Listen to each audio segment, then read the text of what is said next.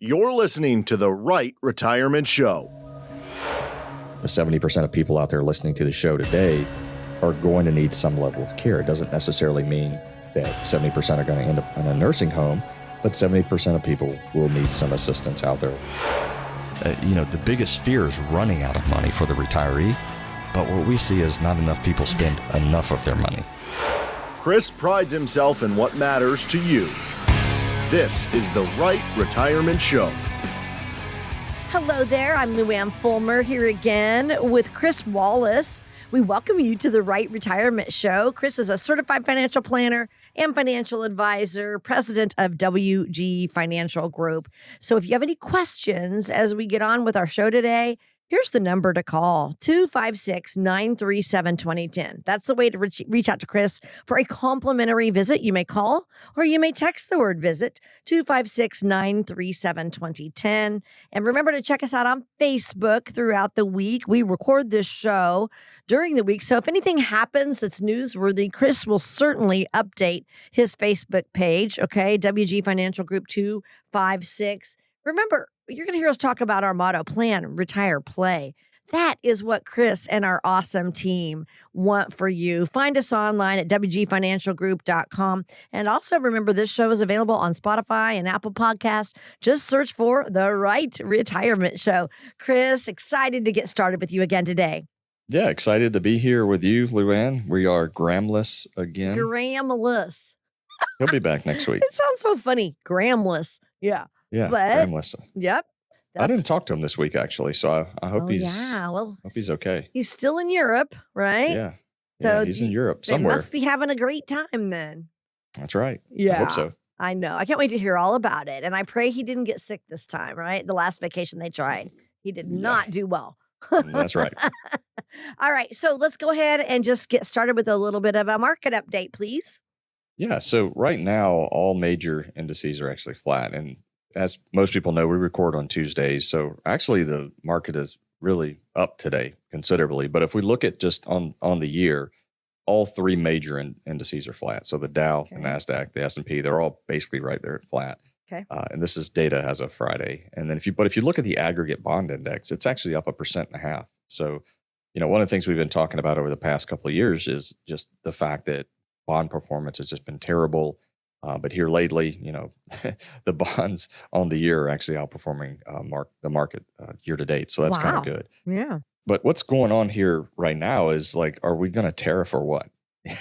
Because it's like one day we're doing tariffs and the next day, just kidding. We're going to be nice. We're going to pause them. And over the weekend, President Trump agreed to delay the 50% tariffs on the European Union. I guess they had some sort of a conversation. And of course, that's what's causing the markets to respond positively today. And I just want to say this again. It just goes to show you why you can't time this stuff. So let's just say, for an example, it's holiday weekend. You're out of the market because you're not sure what's going to happen. And then this happens over the weekend. There's nothing you can do about it. You're out grilling burgers. It's a holiday weekend. This news breaks. The market's going to take off on Monday. And that's exactly what has happened. So just a reminder to all investors, all retirees, one, have a long-term plan in place, whether you're a pre-retiree or you're a retiree, and stick to it. Stick to your plan. Now, it doesn't mean that you can't make, modifications along the way, but we shouldn't be making radical adjustments. So trust in the process, trust your plan, stick to it because you just don't know what's going to happen there. And then we'll move into a little bit of something that I found a little bit funny to me, and I've been watching this over the past several weeks. So if we look at consumer spending, it's still pretty elevated. It's still trending upward, but the sentiment is really low. So I went to Trading Economics. I actually put this on our Facebook page before the show. Good. So you can see a graphical illustration it's a good graph, of this. Yeah. So put this together from Trading Economics, and it's essentially what I kind of titled it as, are we talking out both sides of our mouth? So are we really worried about the economy and consumer sentiment's really low? Is there a recession coming? Meanwhile, we're spending like crazy. And if you've listened to the show long enough, you know that consumer spending is about 70% of GDP. So as long as consumer spending is still elevated, unemployment is still really low, I don't really care exactly what sentiment is saying, because Sentiment's been low in previous times. It's actually today, it's probably the lowest it's been since 2022, but consumer spending is still elevated. So it's like, okay, we're worried. I'm speaking from the consumer standpoint. We're really worried about the economy, yet we're still traveling. We're still going out to eat. We're still Right. buying things at this point. So that's Mhm. kind of why I titled it, Are We Speaking Out Both Sides of Our Mouth? I like So that. Yeah. yeah, not too worried at this point. I do wish I wish certain people, won't name names, wouldn't post so much on social media, and Mhm. be careful how they say things, because words matter. Words matter in our relationships, our marriages, our personal relationships, our friendships, and they matter if you're head of a country as well. So Oh, that just certain person? yeah, I just wish he would somebody take his phone away or Right. something like I that. know. Just, yes. Yeah. Overnight. Don't let him Yeah. tweet. Yeah. Can we just have a normal week? Right. Can my I know. job just be normal for a week, so Yeah. I don't have to read all the headlines, because it's kind of crazy. Oh So my goodness. Oh, yeah. okay. Now, Yeah. there's something new that we want to start right now. You had mentioned, and we're going to call them the federal minutes, Yeah, right? the Like Fed the minutes, federal right? papers, but the federal Mhm. minutes or Fed minutes. So I'm Yeah, Fed excited. What do minutes. you have here for us? Yeah, so we kind of did this a little while back. We took a break from it, Mhm. and I want to bring it back. And the reason why I want to bring back Fed minutes to the show is there has been, I think there's been 2 rounds of DRP. So basically, What's DRP? the deferred retirement Oh, plan okay. that the government employees have. So basically, it's the deferred resignation Oh, program. okay. So essentially, they were offered a package. Certain Right. employees were offered a package. Well, actually, not certain employees. All employees were offered Right. an option to basically leave, and they would pay you through a certain amount of time. Well, there's been 2 rounds of that. There's also been talk of something called a VERA and a VSIP, and this is basically voluntary retirement options that you Okay. have. And then the VSIPs, where they can pay you a certain amount of money, kind of like I'm trying to think of the word here, but if you leave, we'll pay you a certain amount of money. Well, So yeah, there's like a severance package or like a something. severance package, Yeah. exactly. Yeah. Yeah, something along those lines. And Hey. so I thought it would be a good idea, with all of these things floating around, with a lot of people retiring, because a lot of people who didn't take the DRP the first time, they took it the second time. Right. That's what I was going to inject here, is that I was listening to the Doge committee last night talking on the news. And one guy was saying it was a great package. People were like, it's an apple with a razor blade in it. And he was like, no, it was a nice, juicy apple. And the people that did not take it the first time with the $8,000 are taking it the second time. So, yeah. Yeah, they are. And so we work with a lot of federal employees here in Huntsville. I mean, I don't know the percentage. It's a decent percentage that we work with. And the first round, I think there was a lot of, I love the word scuttlebutt. Yes. I think I said that before, but there was, Right. a lot of talking internally. It's like, oh, we don't trust Right. this. And Yeah. is it going to work? And how's this People really were happen? afraid. So the first round, a lot of people didn't take it. I Right. mean, you had some that did. There was a lot that didn't. But the second round, when it came out, and I think some of their guinea pig buddies took it, so to speak, Right. those people that were on the fence with it and just not trusting it, finally came back and said, all right, well, they did it Yeah. and it's working. Right. So we're going to do it. And so I just thought it would be a good idea to just start discussing Okay. certain things I as love it. we kind of move forward with federal employees retiring. So one of the things that I want to remind you to do is, if you're leaving, before you leave, before your last day, Mhm. is go ahead and download your EOPF. That's your electronic official personnel folder. And you want to do this, you want to download it, because once you're gone, your ability to go back and request or download all of this personal information on your history at the government, you're not going to be able to do it. So before you leave, go ahead and download your EOPF. That's one thing I want to highlight there. That's good. Yeah. Yeah. And then those that are, getting ready to retirement, I want to just touch base on healthcare for a few minutes. So each week, I'm going to try to touch a little different area of the federal benefits program. So I want to touch on healthcare today, because later in the show, I believe I kind of skimmed through the notes there, and I think we're going to talk a little bit about healthcare and stuff like that later on in the show. So if you're planning to take FEHB into retirement with you, so FEHB, Federal Employees Health Benefits, in order to take that with you in retirement, you need to have it 5 years prior to retirement. Ooh. And if you don't have it, and most people do, that's the thing. Most people do. So you need to have it 5 years prior to retirement, and you need to be retiring on an immediate annuity, an immediate pension in order to carry that with you. If you're on TRICARE with the military, so a lot of times we have people that are federal employees, but they're retired military. So when you're retired military, you can have TRICARE. So a lot of our families take TRICARE. So if you have TRICARE and had TRICARE, your TRICARE time does count towards those 5 years. Okay. Now, why is this important?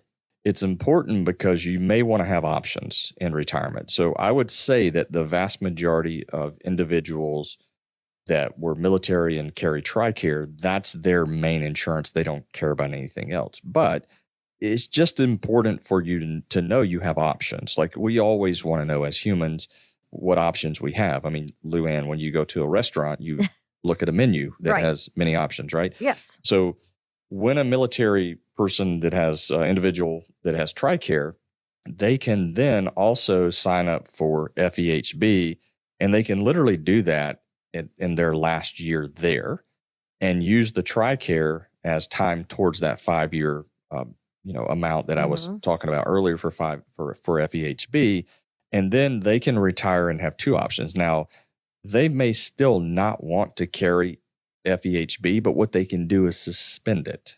Oh. So you can have TRICARE, and then you can also sign up and take FEHB, but then when you go to officially retire, well, then you can just suspend FEHB. The reason that's important is you may, who knows, get 10 years down the road, I don't know, maybe 5, and you're deciding, you know what, I don't like TRICARE. I don't like the coverage or whatever, even though it's really cheap. It's a great benefit, but you have an option if you've carried FEHB with you into retirement and suspended it, well, then you can unsuspend it in an open enrollment period. Oh.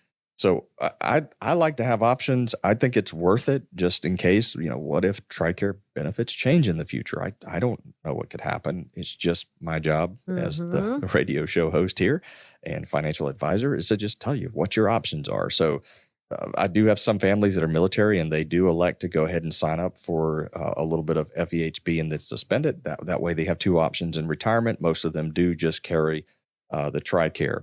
Now, let's say you're a retiree and FEHB, what FEHB does is it allows you to have really good insurance prior to Medicare, really good insurance. Like you don't have to worry about qualifying. You just take it with you into your retirement. So we have a lot of government employees who do retire early because now they have FEHB there as an option there. When you get to Medicare, FEHB then acts just like a supplement. So you'll have your Medicare and then you'll have FEHB on the back side of that as kind of like your supplement. And I actually think it's probably a little bit better than your normal like Plan G or Plan N supplement. Just because one, you're used to it. You've had it the whole time. You go to the same doctors. You just kind of carry it with you. It does, it does that same type of coverage. But the cool thing about FEHB that's a little bit different than a supplement is what it covers. So let me give you an example. If we're age 65, we're on Medicare, we have a supplement. Let's just say we have a Plan G supplement. And for some reason, we go to the doctor and we have to have a test or something that's not covered by Medicare, well, then your supplement's not going to cover it. Your, Plan G type supplement. So if Medicare doesn't cover it, the supplement's not going to cover it. However, if you have Medicare and you have FEHB and that same situation occurs and Medicare doesn't cover it, but the FEHB plan does cover it, then it will cover it. Some or all of it, depending on what the test or whatever you had done procedure. So I tend to think FEHB is a great, health plan for a retiree. Most of our clients that are federal employees, federal retirees, they take it with them and they have that as their secondary, to Medicare. So, so that's a little bit on the Fed Minute. Like I said, I'm going to be going over a little bit each week, just going to kind of randomly pick different parts of the federal benefits program and just kind of highlight a couple things that are important. So just to kind of recap what we talked about here today, download your EOPF. That's important, your electronic official personnel folder before you leave. And then make sure that you're making the right decisions for your healthcare. I didn't even get into, obviously, every year during open season, you can change. Federal government has many different plans you can offer, or they offer, that you can choose from. We're big advocates of high deductible health plans and HSAs. So if you're a high income earner and looking for ways to defer tax, then HSAs are great for that. You guys that are longtime listeners have heard me talk about this a bazillion times on the radio. But just know that through the federal government, you do have that option as well. The vast majority of the listeners listening to the show in Alabama right now, they pretty much take Blue Cross Blue Shield. That's pretty much what everybody has. But there are different options out there available, and you can review those once a year. So that's kind of our Fed Minute. All right. Well, and I just want to say thank you so much for joining us today. You're listening to the RITE Retirement Show, where Chris is explaining everything you need to do the right way as far as retirement goes, and great information there. I'm so glad you talked about that. That whole, the Fed Minute's going to be great, I think. Talking about last night, what I said, seen on the news, man, there's a lot of information that is in your personal file. I mean, like a huge book, practically. Yeah. So make sure you do get that information before you actually retire. So, okay. So I want to move on now to just talking. Before we move in, I wanted to mention something because you've said the RITE Retirement Show now a couple times. Yes. I just want to kind of talk about that for a second. Oh, sure. So I was trying to think, we've changed the names of the show a couple times. The very first time, we used to call it Your Retirement Matters. And what I later found out after doing some investigation, trying to trademark the name of the show, Your Retirement Matters. And what I found out was, although we had been using the show name since like 2016, somebody, I think it was 2018 or 2019, I can't remember because it's been a while back now, they trademarked Your Retirement Matters. So I was like, okay. So I could probably get away with still using it.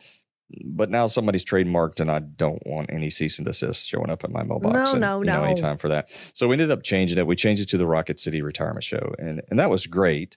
I love it because it's got the Huntsville feel and all of that. So I love that show name. But I just felt like here recently we're doing so much with our RITE Retirement acronym that we use. It's a big part of our planning process. It's a big part of our service process with our clients during the service model when they're already a client and we're doing reviews and such, that I just felt like we should just name the show the RITE Retirement Show. And that way, all of our marketing is congruent. It all, follows. When people come in, they can expect to see the RITE as part of their process. So we've really done a lot to build that out. And that's retirement income, investments, taxes, tax efficient strategies, and then also estate and legacy.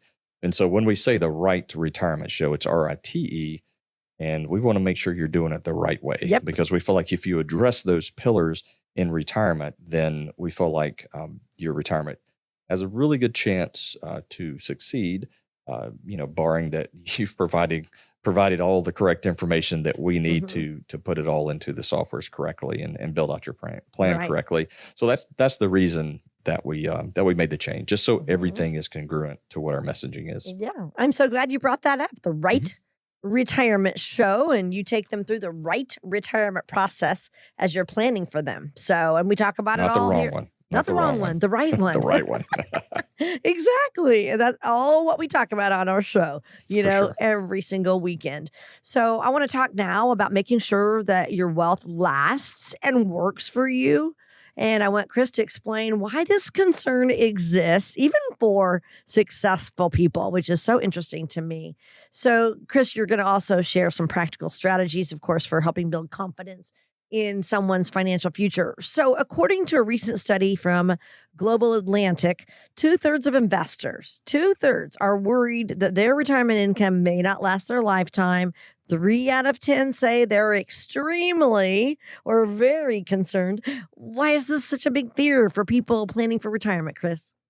Well, I mean, if you think about it, and this is something that we mentioned on the show quite a bit, but when you turn off the faucet of income, so that's your job, and all you have is what you've put away and you've saved in your 401k, 403b, 457, any of those types of plans. That's all that you have. And that whole psychological thing that we talk quite a bit about is like during our working years, we're pushing money into those retirement plans. And that's just become like a big habit. And we've watched it grow. And now all of a sudden we've got to turn around And we got to start going the opposite direction of with that money flow. We've got to start pulling money out. Sometimes we see the balance dropping. We see the market, doing what it's doing, kind of bouncing around. We saw it dip during 18. We saw COVID in 20. We saw the inflationary impacts of 2022. And now this year started off a little bit rough. So, as you see your balance wiggling and moving and you're pulling money out of it, it creates a little bit of anxiety for a lot of people. And I think for a lot of people, it is the biggest concern that they have. And in this study here, I think you mentioned that, what you said, 2/3 Yes. are worried about their retirement income may not last throughout their lifetime. So it is a fear. 3 out of 10 say they're very concerned. Yeah. Now, if you're very concerned, I would imagine that you probably didn't save enough. And Right. maybe that's it, right?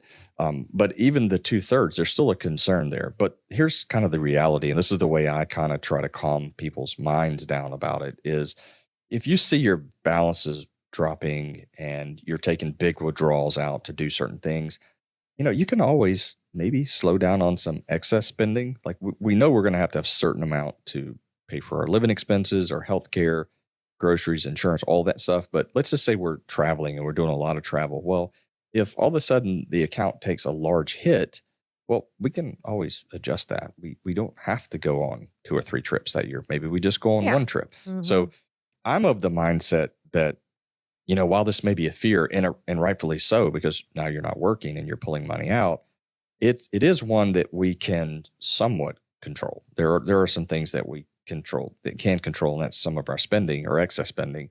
The other thing that I don't think a lot of people think about is you're more likely to spend less later on in retirement.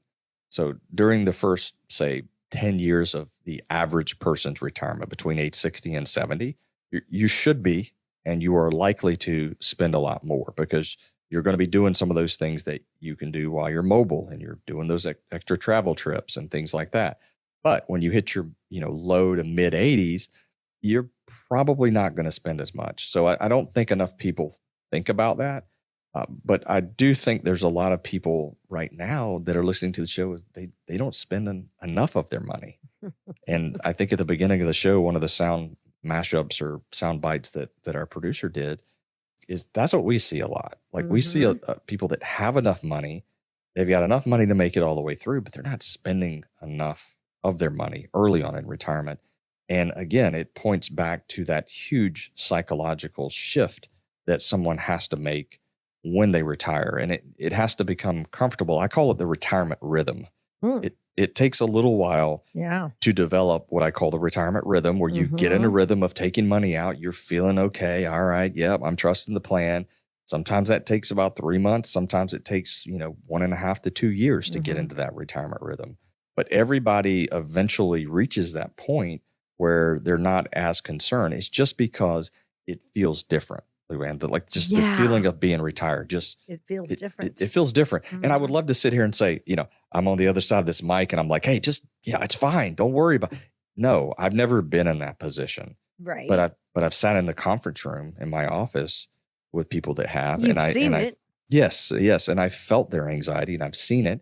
And I try to combat that with data and practical solutions that can, help them fight off those demons in their head, because that's exactly what they are. It's just the devil messing with you. So, causing those negative thoughts. But that's how we do it. Do it at the office, build a plan, and just try to do some counseling at the same time, if you will. Right. And you build that plan with concerns like inflation and healthcare costs. And that way you can continue with that retirement rhythm and not be so concerned. Yeah, we do actually. And I think when it comes to healthcare, that's one of the big unknowns that I think a lot of families, I don't think they understand like the healthcare side of it, because I think also they get it kind of mixed up with long-term care as well. And I think healthcare is really confusing, just to be honest with you. So I've asked people before, they'll come in for a meeting and we go through our discovery process. And part of that discovery process is, do you have long-term care insurance? And they'll say, maybe they're still working. They'll say, yes. Oh, yes, I have long-term care. And I was like, okay, do you have long-term disability or do you have long-term care? Like AKA Right. nursing home insurance. You go into a nursing home. Do you have, oh, no, I don't have that. So I think sometimes when, people in general just think about healthcare, it's confusing. What is Medicare? When do I have to sign up? What's the window and what does it cover? And what other types of insurance should I, get? And I think that's one of the areas where I feel like makes our firm different is that we understand it at our firm. And we also not only, I'm licensed internally to talk about it. I'm also licensed to take care of certain parts of Medicare insurance for families and individuals. And I have been health insurance licensed since 2010. So no, 2009. Let me go back. 2009.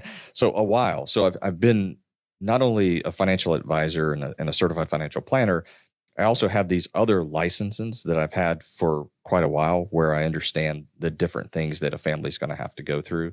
And I can usually walk them through at a high level to really help them understand what they're going to need to do, especially when it comes to healthcare.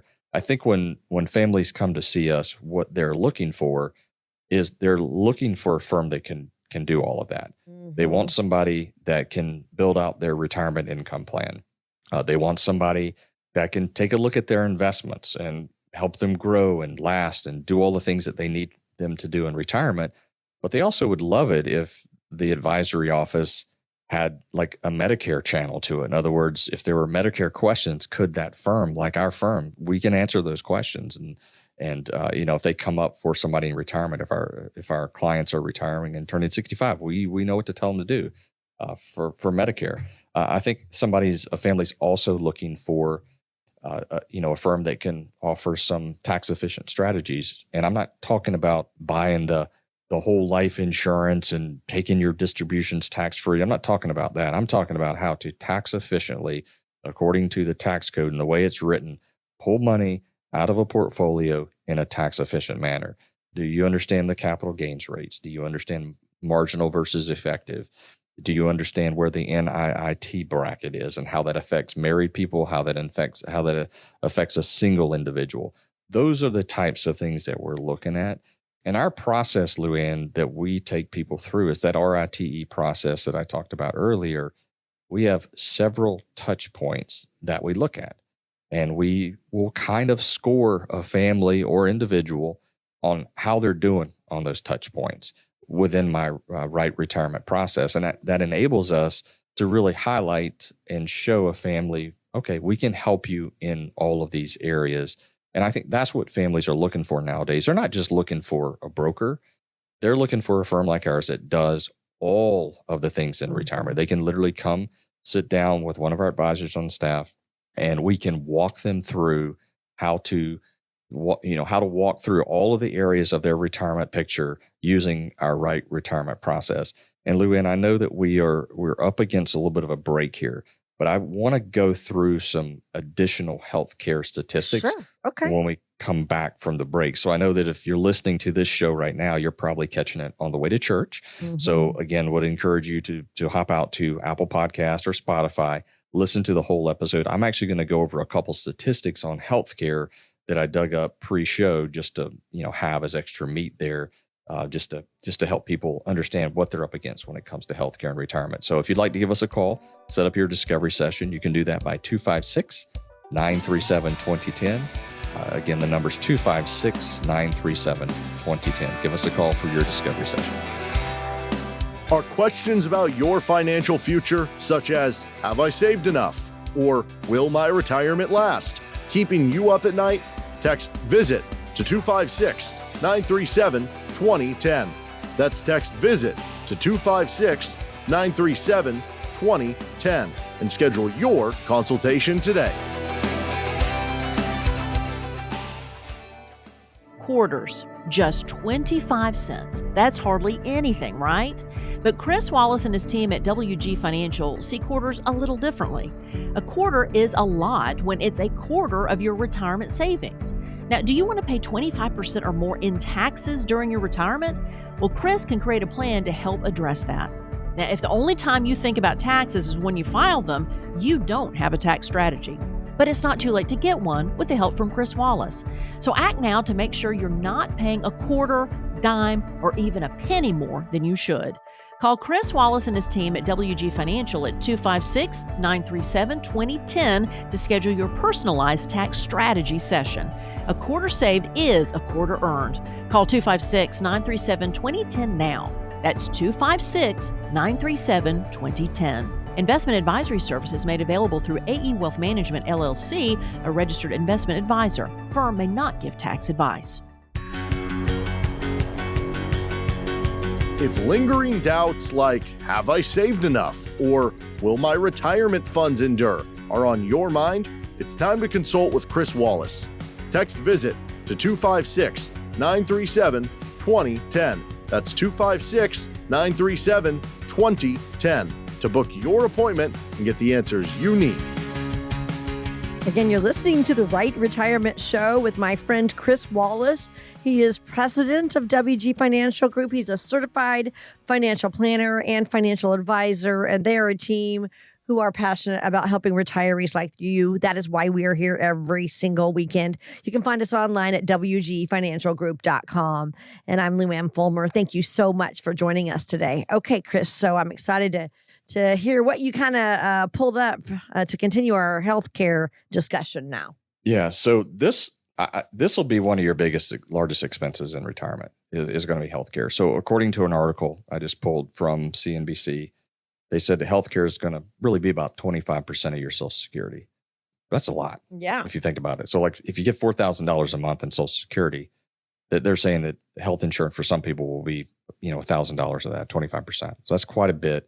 According to a Fidelity study that I saw, and this is different than the Fidelity study that you and I always reference. 65-year-old couple spend $300,000. Right. According to this Fidelity study that I pulled, a 65-year-old couple, first year in retirement, retiring 65 years old, will spend about $12,800 in healthcare in the first year. Okay, first year. Yeah, first year. Yeah. And you know what? Wow. So we have a software that we use at the office is kind of our base model to build plans off of, and it pulls in data from actually a study I'm going to reference here in just a minute from several areas, but one of which is Milliman.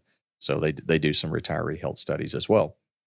And this number, this 12,800 for a 65-year-old couple is really close to what the software tells us it's going to be. So it was kind of, for me, it was comforting to see this number because it's in line with the number that we use in the system. So that's important to know. It's going to be expensive, and you're going to have to be able to plan for that. So according to a Milliman study done in 2024, and this was looking at, they did a study with your Medicare, your Plan G, and your Part D, and then they also did one with the Advantage plan. So we're going to focus on the original Medicare, the Medigap plan, Plan G, G as in George, and the Part D for drugs, your prescription plan.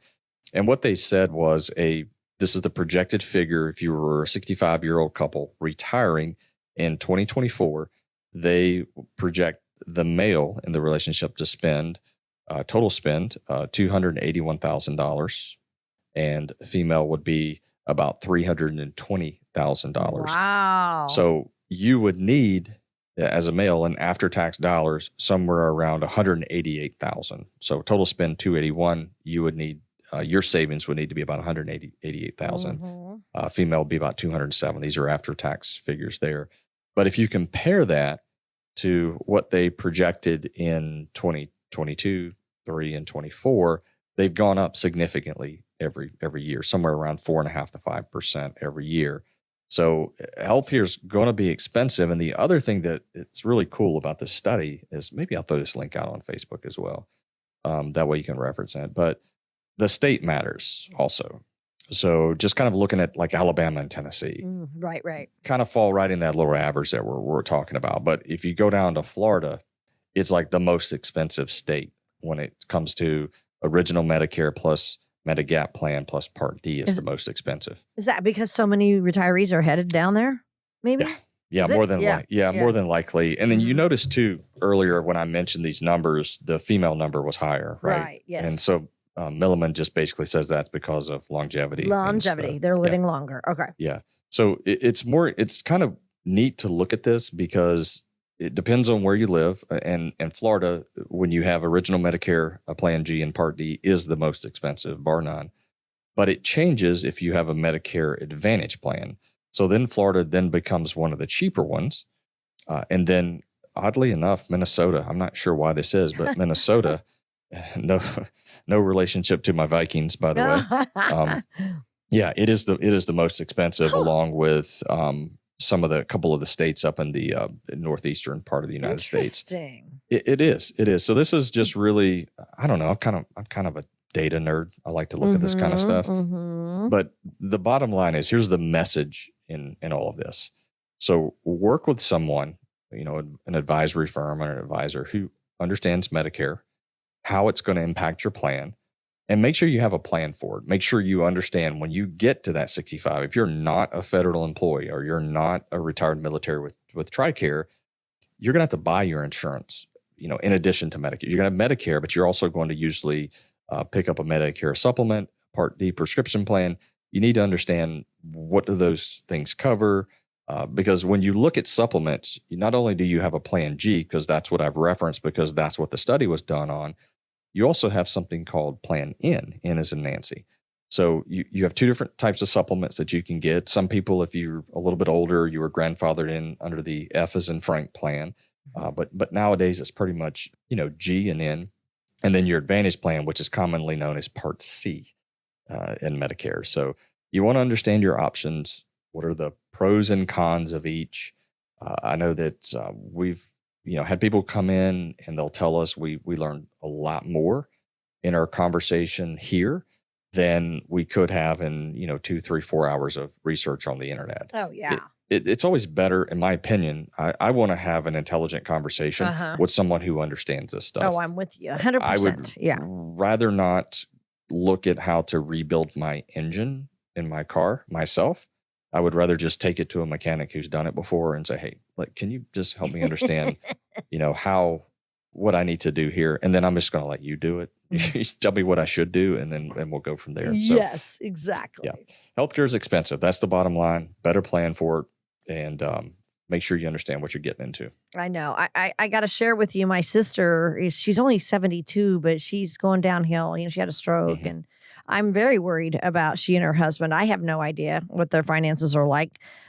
They were self-employed their whole lives, so I don't know what we're going to do, but she's having a terrible time right now. Walking, she's on a walker, and honestly can't do all of her 6 acts of daily living, Chris. So she can't? No. How many is she doing? Oh, I don't know. Okay. A few, but I have to help. I had to go help her shower, I mean, it's getting bad. She can't go down her stairs. She can't get out. I'm very worried about her. So anyway, you bring that up and I'm like, oh my gosh, I don't know what's going to happen to them financially. I don't think they're set up. Yeah. Let me touch on that. You bring up something. This is what I love about the show. We can go a lot of different directions because it's not, we have notes, but it's not scripted. Right. So it makes a lot of fun. So you had mentioned they're self-employed. They were self-employed both their entire lives. Yeah. Yeah. So I run into this kind of thing with self-employed individuals. Couple reasons why. When you're self-employed, the tendency that I see is I think people want to itemize away as much as they can to try to not pay taxes. I mean, obviously that's the goal of like every American citizen out there is how do I pay as little tax as possible? Well, sure. But if you're like itemizing everything away, i.e. you're not showing enough income, then you may not be paying enough into Social Security. And that's part of the problem that I've seen with individuals that come to me and they were self-employed for most of their life. Is they just didn't pay.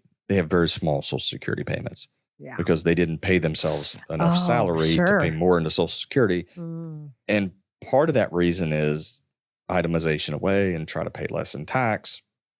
And then by doing so, you're hurting yourself on the Social Security side of things. You still have the Medicare, but you just not making as much money in retirement as you could. And then I also find it pretty common with most self-employed individuals is they aren't saving enough for retirement. So they're itemizing away things, and depending on your income levels will depend on what amounts you can put into which types of retirement plans. So for self-employed individuals, you have your normal IRA, you may have a simple IRA, you might have a SEP IRA, or if you're just a solo entrepreneur, you might have a solo 401k.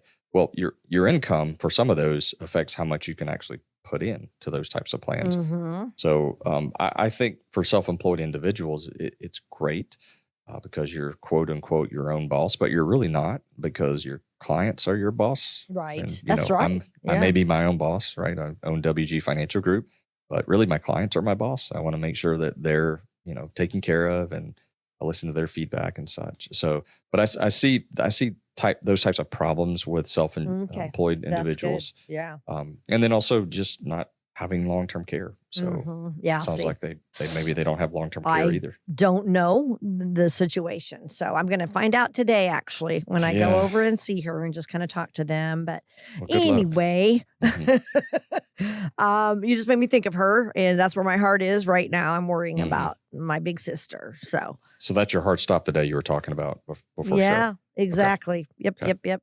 So anyway, let's kind of, move on to, let's talk about the three main pillars of financial stability as we move on with the content that we have. And I do want to give out your phone number, if you don't mind, real quick. I want to make sure everybody has that handy. If you have questions as we go through our show today, our number to call is 256-937-2010. You may call or text the word visit. Okay. And we can communicate that way. Get on the calendar going and see Chris. He would love to give you some guidance on anything that comes up on our show today. Then you have a question about it. So let's get into this. Three pillars of financial stability. When you're building a house, right? You would never just, not start without a proper foundation. But some people do that with retirement planning. They just focus on maybe their investments or something like that. So let's talk about the essential pillars that do help form the foundation of a confident retirement plan, Chris. Yeah. So obviously we use the RITE model. So we're going to talk about three of those today. Yeah, exactly. And I think retirement income is the first one. It's the R, it's retirement income. If you do not have income in retirement, you cannot retire. You must keep working, because if you don't have income, how are you going to pay your bills? Yes. It's pretty simple. Yeah. Pretty simple. So generating reliable income is crucial. That is the foundation of every retirement. That's going to be your Social Security. If you're married, it's going to be both your Social Securities. If you're fortunate enough to work for an institution or the government, or you're in the military, retired military, where you have a pension, great. That's just a stronger base of retirement income. But that's the kind of the R in the process. The I is really for your investments, and making sure that you're, allocated the right way, making sure that you're not using expensive investments. We also want to make sure that you have the right types of investments in the right types of accounts, because we've done snippets on previous shows where we talked about having mutual funds generating certain types of capital gains in a non-qualified account. So we want to make sure that all the types of investments that you have are in the right types of accounts. And then we want to look at the tax efficiency of things, because tax efficient strategies really overlooked in a lot of cases. And one of the reasons I think that looking at tax efficiency is overlooked is I don't think people understand it. Frankly, there are advisors out there today, probably some listening to the show, that don't understand the impact of taxes and how withdrawals coming out of an account impact that. I know that when I have new advisors join the firm, that's the one thing that we're preaching to them is if you do this, then it impacts this. It's kind of like the if-then statements.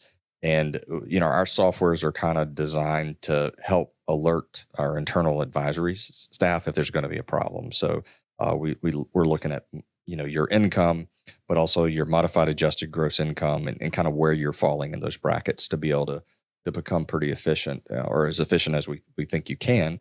So tax efficient strategies, again, really important. So those are really the three, and they all work together. They really do. So your income, probably going to generate some tax. Your income may be pulled from your investments, may generate some tax. So they all work together, and not utilizing them all three together efficiently, big downfall of a lot of people that I see. Right, exactly. Okay. So the landscape for retirement has actually changed from what previous generations experienced. And gosh, we've been talking about that since you and I started, doing this radio show. What specific challenges make having all these three pillars so important? Doing this radio show, speaking of 385 shows ago. Yeah, like that, right? Just wow. like That's a whole year worth of radio shows. Yeah, every day. Over a year. Yeah, yeah. Boy, we'd really get on some people's nerves if we were on the radio more than we already are. Day. Exactly. I know. All right. So yeah, how's the landscape changed? So wow, people are living longer for sure. I mean, you can just look at history and see that. Now, here recently, I think there's been a little bit of a drop in longevity, but still way longer than what people were living, say, 50 years ago. The difference in pensions, yeah, I'm seeing fewer and fewer of those. And if you just look this stuff up, it's all like you're able to Google this kind of stuff and get the data on it. But essentially, less than 15 to 20% of companies are offering pensions nowadays. And the federal government being the largest employer in the United States, they obviously still offer pensions, but there's just fewer of them. And that puts a lot more responsibility on the retiree, the employee working, and self-employed or not. You got to save money, because you're not going to have the pension, and you got to figure out when you do get to retirement, how do I generate income from those investments? Market volatility. I know that we've had some pretty gnarly drops throughout history, but it just seems like market volatility is a lot worse here recently. I mean, and I don't know if it has to do with just social media being out there and it's all in our face, and, words matter, as we talked about earlier. But, market volatility is a lot more of a concern nowadays. And then you've got the rising cost of healthcare. And then tax uncertainty, like they're trying to get a tax bill passed and it's passed through the House. Is it going to pass the Senate? And, on top of that, we got this growing national debt that is being thrown in our face all the time. And our congressmen and women don't know how to not spend money, not accumulate debt. It's not theirs, and they are very frivolous with it. Yeah. Right? It's pretty bad. Yeah. So all of these things, the landscape, you talked about the landscape. It's just, it's changed, right? I mean, it's just definitely changed versus the way it was 25, 30, 40 years ago. Right. So true. So why don't we focus on tax strategies right now, tax efficient strategies, and tell us why it is sometimes overlooked in retirement planning, which I find it very almost not comical, but amusing. Like, how could that be overlooked? Yeah, I think the reason it's overlooked is I think people just expect to pay taxes. They just like, okay, well, I'm going to have to pay some level of tax. But there are ways to, be more efficient. So I'll give you an example. And we've talked about this type of example in the show before. We know, because if you listen to the show long enough, if you just have Social Security and that's it. So husband and wife, let's say they have $4,000 a year in Social Security coming in, or a month, $4,000 a month, not a year. That'd be $48,000 a year. Mm-hmm. They're in a zero bracket. Because of that, and because of the standard deduction and the way that the money works on the tax return, they have a little window of about, I'm going to roughly speak here, roughly about 20,000, maybe 21, that they could pull out without any federal tax whatsoever. And here in Alabama, if you're 65 or older, you get another $6,000 of relief there on the state side. So the point being is some people that are taking Social Security again, and that's all their income, they're missing an opportunity to take some money out without tax. And that's just important to know. And it's also kind of a, hey, I didn't know it mistake. Right. It's not going to hurt you, but it's definitely not helping you. So in that situation, let's say that you were able to live on $48,000 a month or a year. Sorry, I keep getting this confused. $48,000 a year. You're living on that, $4,000 a month. You're able to pay all the bills and you live a pretty simple lifestyle. Not taking that money, that extra money is not going to hurt you. It's not going to blow up your plan, but you're missing an opportunity where we would say, hey, just Roth convert that, take that free $20,000, pay the little bit of state tax that you're going to have to pay on it and Roth convert it, So I think for some people, they just don't know certain things because they're not working with an advisory firm that kind of understands how to maximize these types of situations. And I think also when we look at just taxes in general, I think most people think their tax bracket's going to go down, and it probably will, to be honest with you. And I've heard this argument online. I've seen it in reels. I've had it with other advisors. Your tax bracket is likely to go down, and here's why. I believe one of the really good rules of thumb that you can use out there is the 80% rule. And that means that your lifestyle in retirement is probably going to be 80% of your income that you were making while you were working. Unless you're making like 400,000, you're probably not going to spend 80% of that. But under a normal salary, I think 80% is probably a good rule of thumb, because from that you have FICA, you have your retirement plan savings. And if you use 80%, you can probably have a pretty comfortable retirement on 80%. The reason I bring that up is we know that when you start Social Security, and let's say that you have other income like pensions, we know that only 85% of your Social Security can be taxed. So that's 15% better, i.e. 15% lower than when you were working. So I think some people think that it's going to be lower, and it probably will, but then you've got some that it might be about the same. But I think you got to know that going into it. And the only way you know that is if you plan for it and understand it. So most retirement accounts, this is something else that most people are probably aware of. The vast majority of retirement savings is held in tax-deferred accounts, like IRAs, pre-tax 401ks. And then, people just assume that, hey, you know what, it is what it is. I should have started saving in a Roth, a long time ago, but I didn't. Well, guess what? You can still build a strategy in retirement to improve your tax picture, because I think too many people are short-sighted. And I can be this way, Luann, about certain things. I can be short-sighted about stuff. But I think with your tax planning, I think you have to be more, look longer, because what we don't know is, what are the tax brackets going to be in the future? And I think and where I'm driving at here is building a Roth conversion strategy in some cases for some families. We don't know what the tax code is going to be 10, 15 years down the road. We know by law at the end of 2025, it's going to sunset. Everybody knows that. It gets harped on every radio show and every TV show out there. But they're trying to pass the new tax law through to extend it indefinitely. And by the way, indefinitely means until another congressional party gets together and changes it. Changes it, exactly. Yeah. So what it basically means is you'll get it extended for 3 more years. That's, in my opinion, that's what it looks like. Yeah. Now, another party comes in. You know what they say? Oh, everything that the previous administration did. All hogwash. It was all trash, and it was benefited the rich and blah, blah, blah, blah, blah. Yeah. And then they can change it, right? So indefinitely means until somebody else changes it. Right. So, but what I do know is that if you work on a Roth conversion strategy, one of the benefits of doing that is that you get to basically disinherit the IRS in the future to a certain degree, and maybe entirely, right? Maybe it just depends on how much you convert. The thing that's hardest for most people to understand, or to really not to understand, but really to deal with, is when you do a Roth conversion, it creates a taxable event today in that tax year. Right. That's hard to swallow for some people because throughout our lives, we've been trying to reduce tax. And now we're going to convert on purpose and pay the tax bill to not have to pay down the road. And down the road is what we're worried about. We can't see around the curve. And with the amount of debt that the country has and we continue to rack up, you just have to assume at some point taxes, they have to go up a little bit. Now, I've said it before on the show, I'm not a fear monger.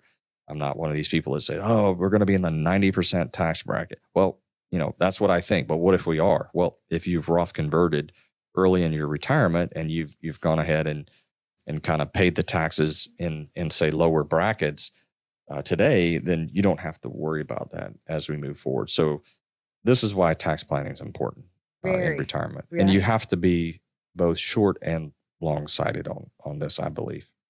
So we're talking about 3 pillars of financial stability, one being tax efficient strategies, and then the other is investment management and reliable income. And honestly, those are half of what you guys take people through on your plan, the RITE retirement process. 3/4 of. Yeah, 3/4 of it. Yeah, 3/4 of it. So very important stuff that we're talking about. How do you help people evaluate the strength of each pillar that's in their current plan, Chris?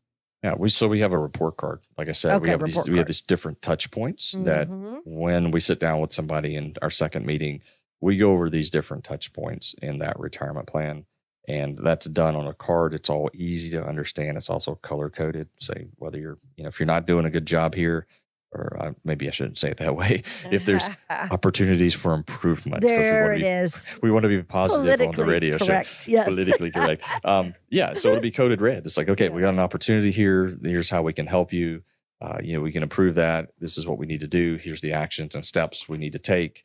And then we just kind of lay it out for a family. So we evaluate a lot of different touch points. I won't go into all of them on the air today. And I probably won't ever go into all of them on the air because that's kind of our behind the scenes stuff that we do that we develop through our RITE retirement process, because it's a little deeper than what you're going to get at the normal brokerage firm.